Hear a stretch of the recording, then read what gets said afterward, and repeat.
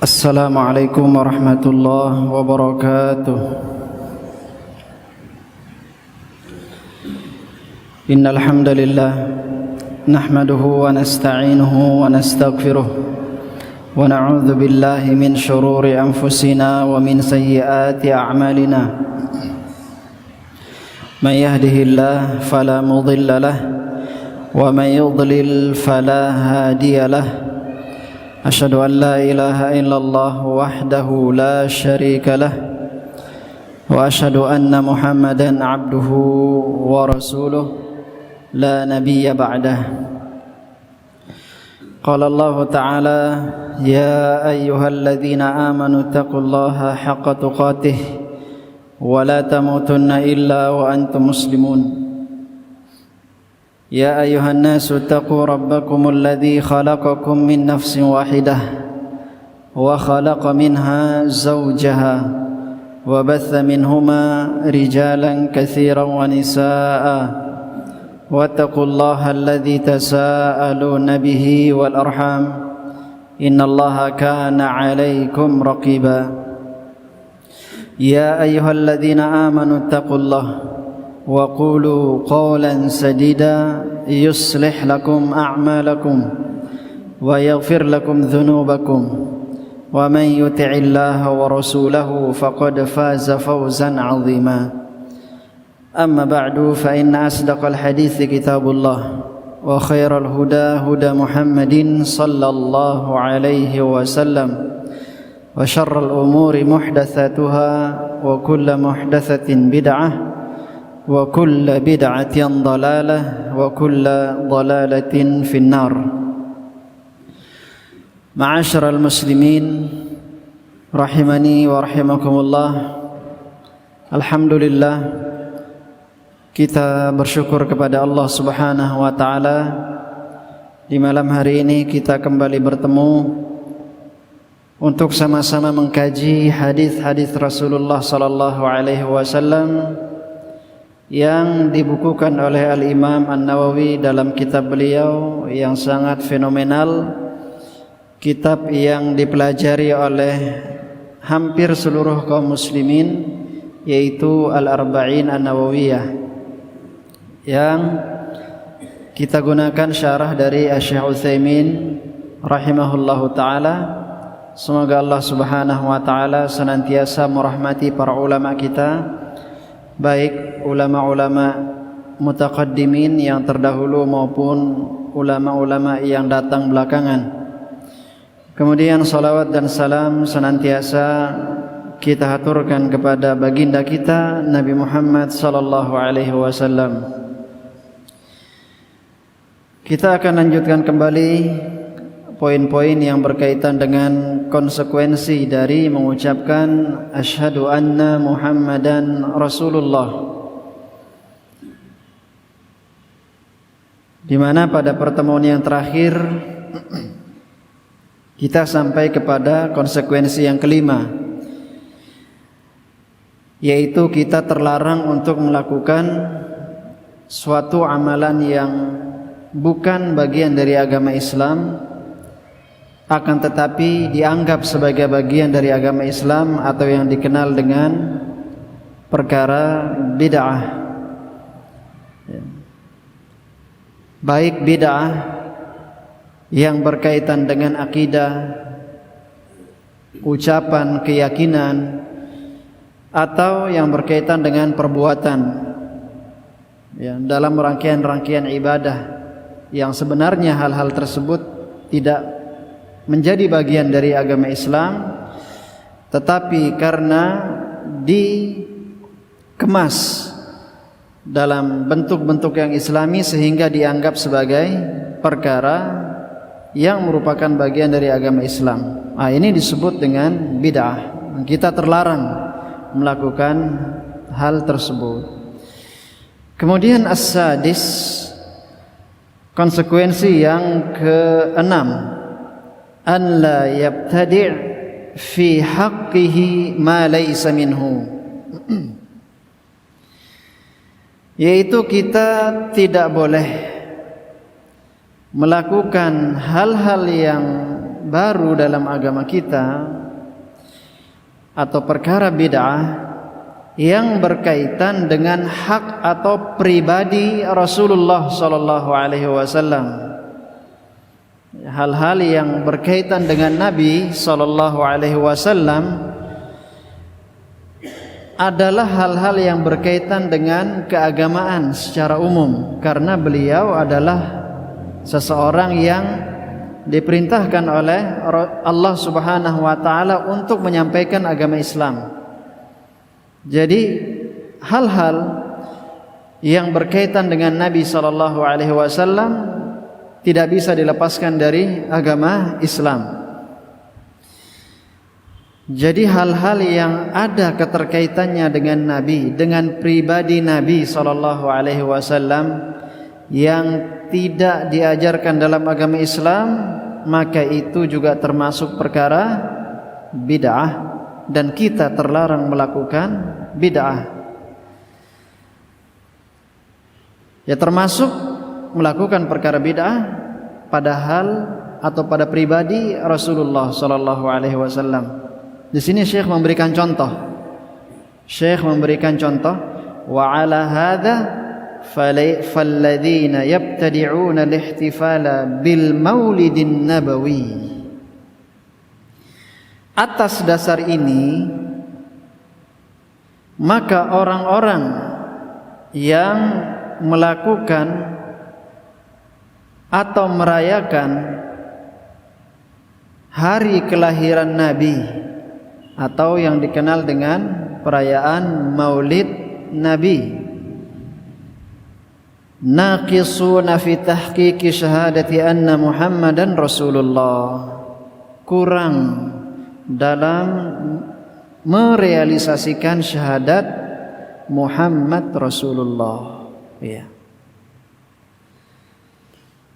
Karena kita sudah jelaskan pada poin-poin sebelumnya bahwa konsekuensi mengucapkan asyhadu anna Muhammadan Rasulullah adalah kita meninggalkan apa-apa yang dilarang oleh Rasulullah sallallahu alaihi wasallam. Dan termasuk perkara yang beliau larang adalah melakukan perkara-perkara baru dalam agama Islam.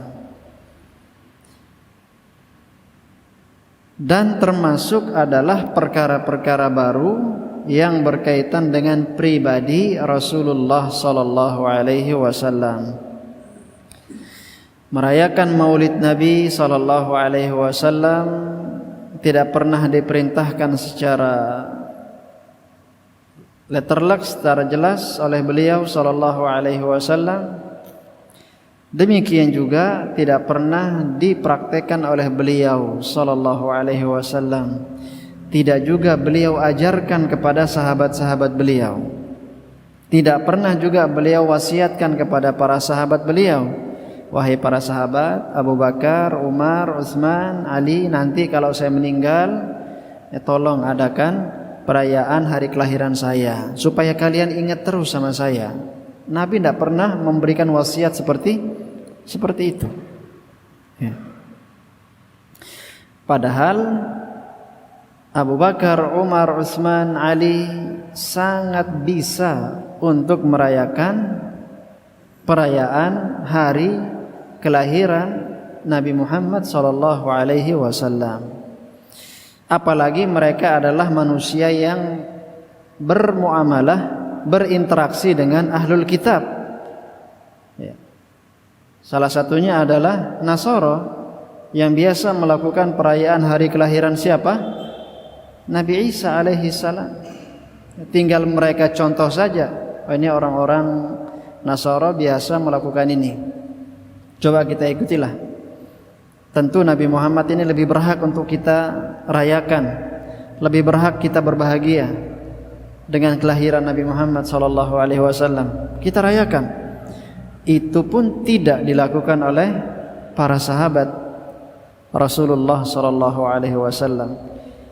Kita dibandingkan sahabat Rasul sallallahu alaihi wasallam jauh semangat kita dibandingkan para sahabat dalam mengamalkan agama Islam. Mereka lebih lebih terdepan dalam mengejar pahala dari Allah Subhanahu wa taala. Meskipun demikian, mereka tidak ada satupun yang mengamalkan atau merayakan Maulid Nabi sallallahu alaihi wasallam. Maka di sini beliau mengatakan naqisun. Mereka ini orang-orang yang merayakan Maulid masih belum lengkap dalam mengamalkan, dalam merealisasikan syahadat Muhammad Rasulullah. Di anna tahqiqaha yastalzimu an la tazida fi syari'atihi ma laysa minha.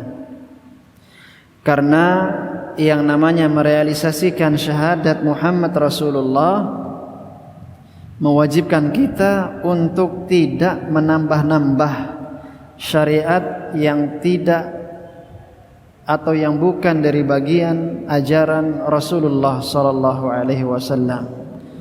Tidak menambah dalam syariat Rasulullah sallallahu alaihi wasallam hal-hal yang tidak pernah beliau ajarkan, yang tidak pernah beliau contohkan. Ini konsekuensi yang keenam.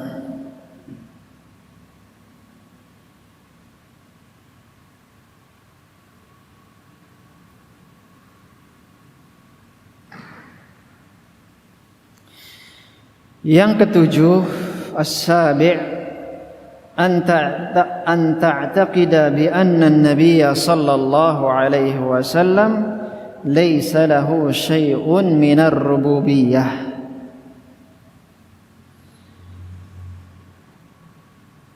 Konsekuensi yang ketujuh adalah engkau tidak boleh meyakini Nabi sallallahu alaihi wasallam. Mohon maaf. Engkau harus meyakini bahwa Nabi sallallahu alaihi wasallam tidak memiliki hak rububiyah. Nabi Muhammad sallallahu alaihi wasallam tidak punya keistimewaan rububiyah. Karena yang namanya rububiyah adalah murni hak Allah Subhanahu wa taala. Rububiyah itu artinya yang menciptakan alam semesta, yang menciptakan manusia adalah siapa? Allah Subhanahu wa taala. Menguasai adalah makna rububiyah. Siapa yang menguasai alam semesta? Siapa yang menguasai hamba-hamba? Allah Subhanahu wa taala. Mengatur urusan adalah bagian dari makna rububiyah. Siapa yang mengatur alam semesta?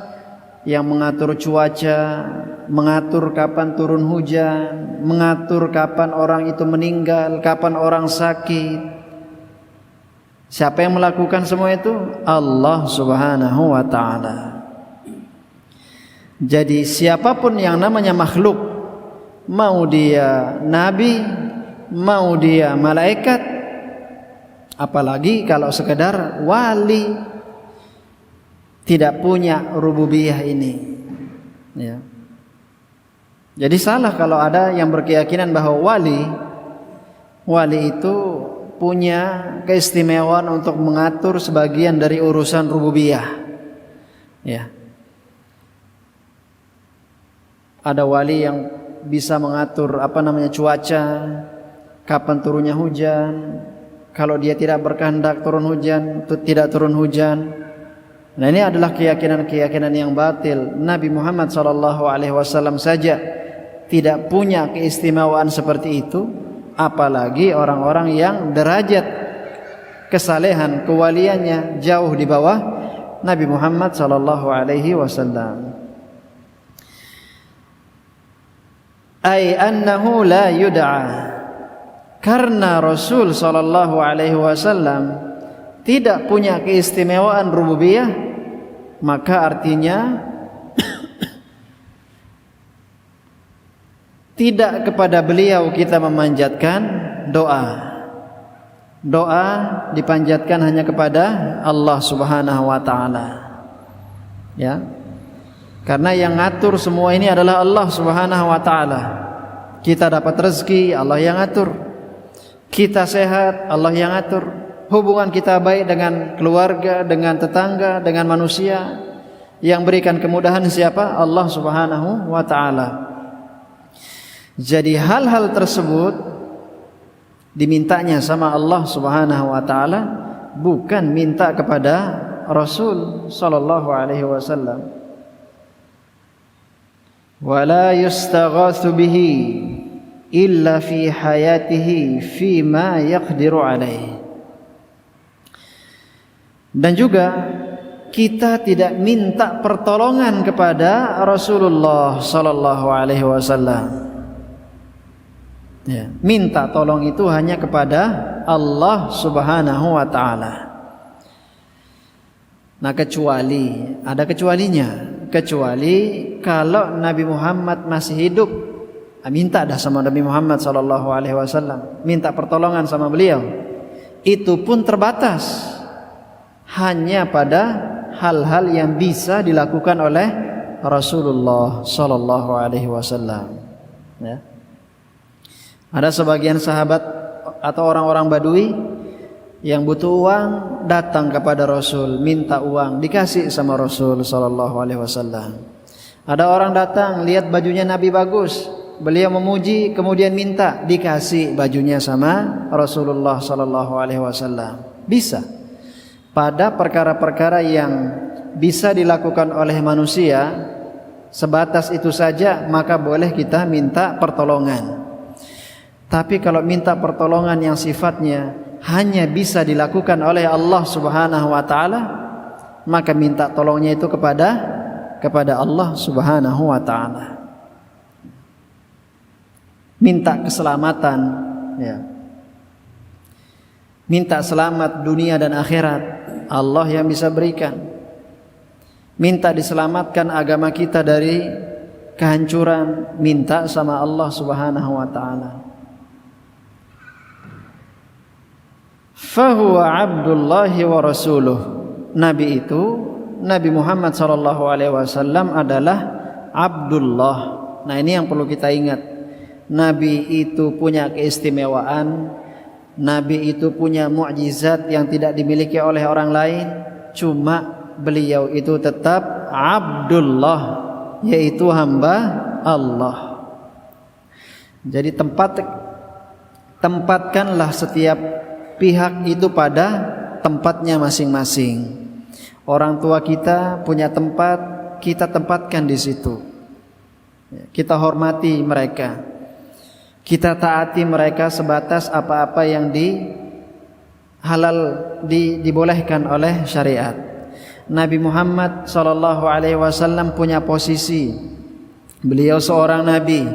Beliau adalah seseorang yang memperkenalkan ajaran-ajaran langit kepada manusia. Kita hormati beliau, kita muliakan beliau, kita taati perintah-perintahnya, kita tinggalkan larangan-larangannya. Tetapi jangan angkat beliau sampai ke derajat Allah Subhanahu wa ta'ala, ya.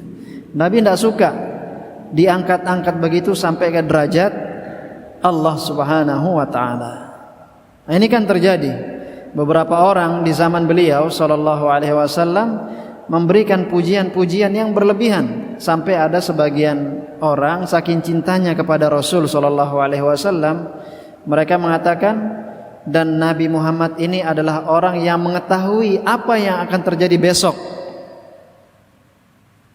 Mengetahui perkara yang terjadi besok hanya Allah Subhanahu wa taala yang punya hak di situ. Ketika Rasul sallallahu alaihi wasallam mendengar hal ini, beliau tegur, qulu biqaulikum wala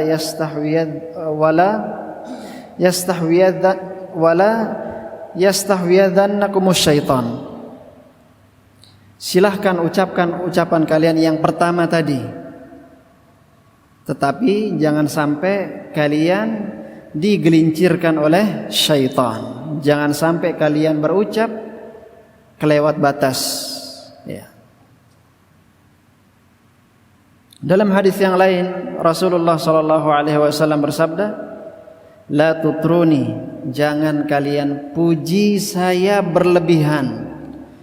Kama atratin nasara ibn Maryam, sebagaimana orang-orang Nasrani memuji Nabi Isa anaknya Maryam berlebihan. Jangan. Innama ana Abdullah, saya ini hanyalah hamba Allah. Faqulu Abdullahi wa rasuluh, maka cukup panggil saya Abdullah, hamba Allah dan Rasulnya. Wa rasuluh,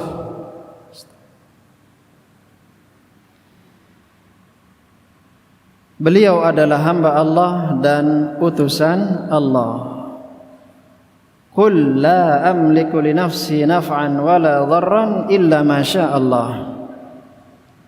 Katakan wahai Muhammad, ya, dalam surat Al-A'raf, katakanlah wahai Muhammad, la amliku li nafsi naf'an, saya tidak bisa memberikan manfaat untuk diri saya sendiri, wala dharran, dan saya tidak bisa menolak mudarat dari diri saya, illa ma syaa Allah, kecuali apabila dikehendaki oleh Allah. Kalau manfaat datang atas kehendak Allah, saya akan dapatkan manfaat tersebut. Kalau enggak, saya enggak dapat.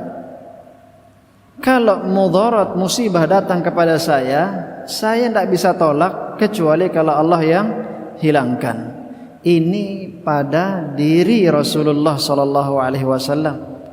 Apalagi pada orang-orang yang di bawah derajatnya beliau. Wa bihadza na'rifu dhalala man yad'una Rasulullah sallallahu alaihi wasallam.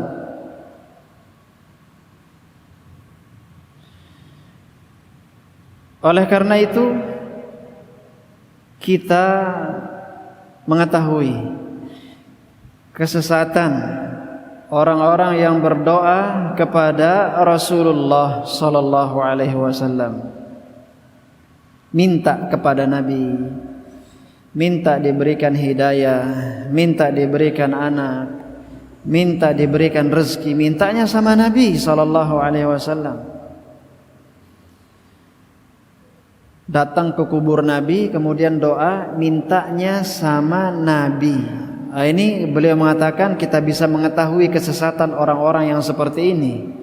Wa annahum dhalluna fi dinihim, dan kita ketahui bahwa orang-orang seperti ini adalah orang-orang yang tersesat dalam agamanya.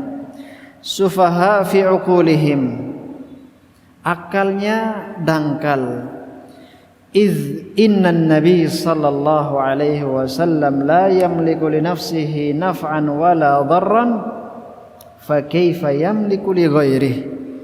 Kenapa beliau mengatakan orang yang minta sama Nabi ini orang yang sesat, orang yang akalnya rendah?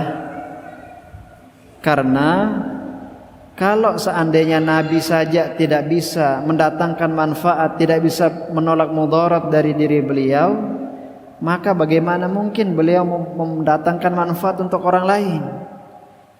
Bagaimana mau menolak mudarat dari orang lain? Ya. Untuk dirinya sendiri saja beliau minta kepada Allah Subhanahu wa taala. Ya. Walihada amarahu Allah an yaqul, oleh karena itu Allah Subhanahu wa taala memerintahkan beliau untuk mengatakan, qul inni la amliku lakum darran wala rasyada, dalam surat Al-Jin. Katakanlah, aku tidak memiliki kemampuan untuk menimpakan mudarat atau memberikan manfaat kepada kalian. Ini ucapan langsung diperintahkan oleh Allah. Muhammad katakan kepada mereka, manfaat, mudarat tidak bisa saya kasih kepada kalian. Qul inni lan yujirani minallahi ahadun. Katakan juga wahai Muhammad, sesungguhnya tidak ada yang bisa melindungi aku dari siksa Allah siapapun juga. Ini pernyataan tegas dari Rasulullah sallallahu alaihi wasallam. Kalau Allah menimpakan azab kepada saya, tidak ada yang bisa melindungi saya dari azab tersebut. Walan ajida min dunihi multahada, dan saya tidak mungkin mendapatkan perlindungan kecuali dari Allah Subhanahu wa taala. Ya.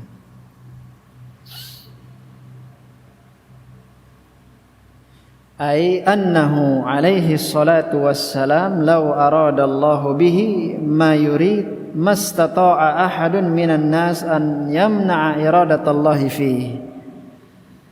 Maksudnya adalah seandainya Allah Subhanahu wa taala ingin memperlakukan nabi dengan sebuah perlakuan sesuai dengan kehendak Allah Subhanahu wa taala, maka tidak ada seorang pun yang bisa mencegah hal tersebut. Tidak ada yang bisa mencegah keinginan Allah Subhanahu wa taala terhadap Nabi Muhammad sallallahu alaihi wasallam. Ya. Kalau demikian, kenapa kita minta pertolongan kepada Rasulullah sallallahu alaihi wasallam? Kenapa tidak mau minta langsung kepada Allah Subhanahu wa taala? Idza kana kadzalik فَمِنَ الضَّلَالِ الْبَيِّنِ أَنْ يَسْتَغِيثَ أَحَدٌ بِرَسُولِ اللَّهِ sallallahu alaihi wasallam. Apabila halnya demikian, maka termasuk kesesatan yang nyata adalah seseorang minta pertolongan kepada Rasulullah sallallahu alaihi wasallam. Dan ini tidak hanya derajatnya sampai sesat saja, bal hadza minasyirk, akan tetapi ini juga termasuk dalam kesyirikan. Syirik. Jadi yang namanya syirik itu adalah menyamakan Allah dengan selain Allah. Siapapun dia, mau Allah disamakan dengan malaikat, syirik orang yang melakukannya. Mau Allah disamakan dengan Nabi, syirik orang yang melakukannya. Makanya Allah Subhanahu wa taala tidak ridha apabila dia disekutukan. Nah, dalam kitab Al-Usul Ats-Tsalatsah yang pernah kita pelajari, Syekh Muhammad bin Abdul Wahhab mengatakan apa? Annallaha la yarda an yushraka ma'ahu ahadun fi ibadatihi, la malakun muqarrab wala nabiyyun mursal. Di antara perkara yang harus diyakini dan diamalkan, kata beliau, adalah bahwa Allah Subhanahu wa taala tidak ridha disekutukan dengan siapapun, mau dia disekutukan dengan malaikat, mau dia disekutukan dengan nabi, Allah tidak ridha. Ya. Allah tidak ridha. Jadi kalau mau minta kepada Allah Subhanahu wa taala. Mau minta anak, minta sama Allah, minta rezeki, minta sama Allah, minta hidayah, minta sama Allah, ya. Falau jaa insanun mahmumun maghmum ila qabrin Nabi sallallahu alaihi wasallam, maka apabila ada manusia yang sedang susah, yang sedang sedih, galau, datang ke kubur Nabi sallallahu alaihi wasallam, wa qala ya Rasulullah aghithni fa inni mahmumun maghmum, kemudian di sisi kubur Nabi itu dia berdoa minta sama Nabi, dan dia mengucapkan, wahai Rasulullah, tolonglah aku, saya sedang galau, saya sedang susah, tolonglah saya. fayakunu hadza musyrikan syirkan akbar, maka dia telah terjatuh dalam perbuatan syirik. Dia menjadi musyrik dengan syirik yang besar. Ya. Syirik besar. Dan syirik besar bisa mengeluarkan orang dari Islam. Syirik besar menjadikan orang kekal di dalam neraka. Syirik besar, kalau orang meninggal dalam keadaan berbuat syirik dan dia belum bertaubat kepada Allah, Allah tidak akan ampuni dosanya.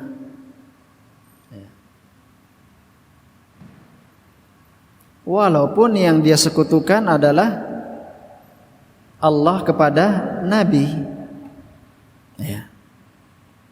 Jadi ini adalah perkara yang serius. Berdoa minta kepada Nabi SAW ini adalah salah satu yang mencoreng, yang merusak syahadat kita. Merusak syahadat la ilaha illallah, juga merusak syahadat Muhammad Rasulullah. Li'annahu da'a Rasulullah sallallahu alaihi wasallam. Kenapa syirik besar? Karena dia berdoa kepada Rasulullah, minta sama Rasulullah sallallahu alaihi wasallam. Wa da'watul mayyit an yughitsak au yu'inak syirkun, karena berdoa kepada mayit, berdoa kepada orang yang telah meninggal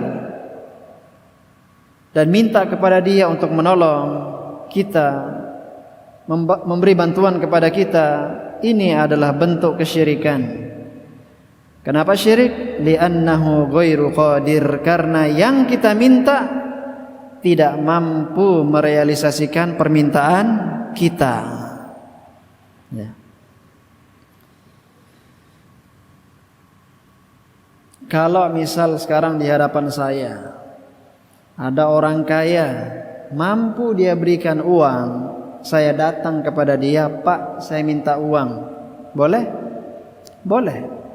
Dia mampu, dia punya uang, dia bisa berikan. Tidak kita terjatuh dalam kesyirikan. Tapi sekarang saya diam di rumah, saya berdoa, wahai Rasulullah, tolong berikan saya rezeki, berikanlah saya di tahun ini uang sekian sekian sekian. Syirik, syirik. Boleh? Tidak boleh. Ya. Karena beliau telah wafat dan juga tidak bisa kasih kita uang. Terjatuhlah kita dalam kesyirikan kalau kita melakukan hal tersebut. Fahuwa jasadun wa in kanatir ruh qad tattasilu bil jasad. Maka mayat yang telah ada dalam kubur itu hanyalah sebuah jasad. Hanyalah sebuah jasad, meskipun terkadang ruh itu bisa tersambung dengan jasad di dalam kubur. Fil qabri, jasad yang ada di dalam kubur itu terkadang bisa tersambung dengan ruh. Lakin huwa jasad, akan tetapi itu sekali lagi adalah hanya jasad. Ya, hanya jasad. Kalau seandainya Nabi dalam kondisi beliau hidup tidak bisa memberikan manfaat dan mudarat, apalagi beliau sudah ada di alam barzakh. Beliau bisa dengar solawat-solawat yang diucapkan oleh umatnya, beliau dengar, iya. Tapi hanya sampai sebatas itu saja, dalil menunjukkan beliau mendengar apa yang ada di kehidupan dunia. Selebihnya wallahu a'lam, belum tahu kita. Ya.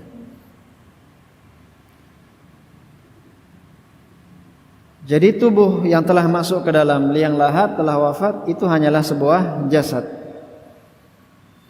Wa hadza la yunafi an yakuna hayyan fi qabrihi. Cuma ini tidak berarti jasad yang di dalam tubuh itu tidak hidup di dalam kuburnya. Ya. Kita katakan iya, dia hidup hayatan barzakhiyah, tetapi kehidupannya di alam barzakh. La tushbihu hayatad dunya, dan kehidupan di alam barzakh berbeda 180 derajat dengan kehidupan dunia. Tidak bisa dikiaskan sama sekali. Tidak bisa dikiaskan kehidupan barzakh dengan kehidupan dunia. Ya.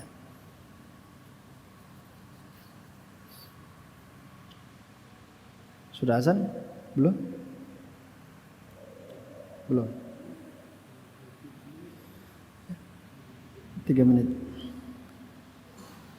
Kemudian konsekuensi yang ke-8, ihtiram aqwalihi, memuliakan ucapan-ucapan Rasul sallallahu alaihi wasallam. Bima'na an yahtarima aqwalan Nabi sallallahu alaihi wasallam, fala tada' ahadithahu alaihi salatu wassalam fi amakina ghairi la'iqah. Maknanya adalah kita harus memuliakan sabda-sabda Rasulullah sallallahu alaihi wasallam. Maka janganlah engkau, kata beliau, janganlah engkau meletakkan hadis-hadis Rasul sallallahu alaihi wasallam di tempat-tempat yang tidak pantas. Ya, ditempatkan di lantai, sedangkan kaki kita itu sejajar dengan kitab yang bertuliskan hadis-hadis Nabi sallallahu alaihi wasallam. Jangan. Atau ditempatkan di luar di tempat terbuka, dalam keadaan terbuka sehingga debu-debu itu nempel di situ. Jangan. Kita muliakan sabda-sabda Rasulullah sallallahu alaihi wasallam. Lianna hadza naw'un minal imtihan, karena meletakkan hadis-hadis Nabi di tempat yang tidak pantas ini adalah bentuk merendahkan sabda Rasul sallallahu alaihi wasallam. Ini salah satu bentuk kita memuliakan Nabi, yaitu meletakkan hadis-hadis beliau di tempat yang pantas, ditaruh di rak, di bagian atas, ya. Kemudian dibersihkan kalau ada debu. Nah, ini bentuk memuliakan beliau, memuliakan hadis Nabi sallallahu alaihi wasallam. Wa min dzalika an la tarfa' sautaka 'inda qabrihi. Di antara bentuk memuliakan Nabi Muhammad sallallahu alaihi wasallam adalah engkau tidak mengangkat suaramu di dekat kubur Nabi sallallahu alaihi wasallam. Ya.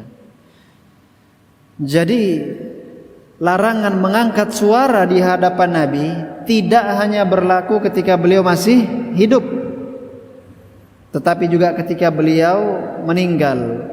Di dekat kubur Nabi tidak boleh teriak-teriak. Demikian juga ketika hadis Rasulullah sallallahu alaihi wasallam dibacakan. Misal kita ada di majelis taklim, pas hadis Nabi dibacakan, kita jangan ngomong sendiri. Jangan ngomong sendiri. Perhatikan hadis Nabi sallallahu alaihi wasallam, dengarkan. Karena konsekuensinya berat, jamaah sekalian. Ya, berat. Disebutkan dalam ayat nanti dibawakan oleh Syekh Utsaimin, orang yang mengangkat suara di hadapan Nabi sallallahu alaihi wasallam, mengangkat suara di hadapan hadis-hadis Rasulullah sallallahu alaihi wasallam, amalan-amalannya terhapus. Coba. Jadi datang di majelis ilmu, hadis Nabi dibacakan, dia ikut ngobrol sama kawannya di samping. Terus suaranya keras, lebih keras suaranya lagi, kedengaran sama jamaah yang lain. Dikhawatirkan dengan kita melakukan hal tersebut, amalan-amalan kita dihapus oleh Allah Subhanahu wa taala. Nah, insyaallah kita akan jelaskan secara lengkap penjelasan dari Syekh Utsaimin pada poin ini, yaitu tidak boleh mengangkat suara di hadapan Nabi SAW di pertemuan yang akan datang insyaallah. Dan kita cukupkan kajian pada malam hari ini, semoga bermanfaat. Dan kita tutup dengan doa kafaratul majlis. Subhanakallahumma rabbana wa bihamdik asyhadu an la ilaha illa anta astaghfiruka wa atubu ilaik. Assalamualaikum warahmatullahi wabarakatuh.